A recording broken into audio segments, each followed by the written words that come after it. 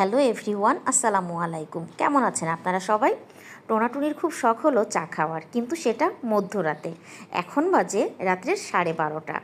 রোজার বাবা রাতে খাওয়া দাওয়ার পরে বলবে তাকে 1 কাপ চা দিতে, কিন্তু রোজার বাবা আসলে দুধ চা খায় না, রং চা বেশি পছন্দ করে। তাই আমি এখানে আদা, এলাচি আর লবঙ্গ দিয়ে চা বানাবো। প্রত্যেক দিন রোজার বাবার জন্য 1 কাপ করেই চা বানাই। তো আজকে রোজার বাবা বলতেছে, রোজার আম্মু আজকে তুমি আমার সাথে চা খাবা, 2 কাপ চা বানাবা। এ কারণেই টোনাটুনি একসাথে চা খাবো। আর ছেলে মেয়েও আছে, কিন্তু ছেলে মেয়েকে এত রাতে চা দিব না, তারা এমনি ঘুমায় না, আরই তাদের ঘুম হবে না। আমার চা বানানো কমপ্লিট। এখন সেই সোনার চা ছাঁকনিটা দিয়ে চাটা ছেঁকে নিব। আমার চা ছাঁকনিটা কেমন হয়েছে আপনারা কিন্তু অবশ্যই কমেন্টে জানাবেন।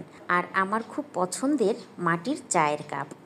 মাটির জিনিস আমি বরাবরই ভীষণ পছন্দ করি। চায়ের কাপ আছে, আমি মাটির প্লেটে ভাত খাই, মাটির বাটিতেও তরকারি রাখি। আমি আসলে মাটির মানুষ, মাটি ভীষণ পছন্দ করি। তো চা বানানো হয়েছে, ফটো সেশন হয়েছে, এখন আমাদের দুজনের খাওয়ার পালা। তো আজকে আমি চলে যাচ্ছি, আপনারা সবাই আমাদের জন্য দোয়া করবেন, ভালো থাকবেন। আল্লাহ হাফেজ।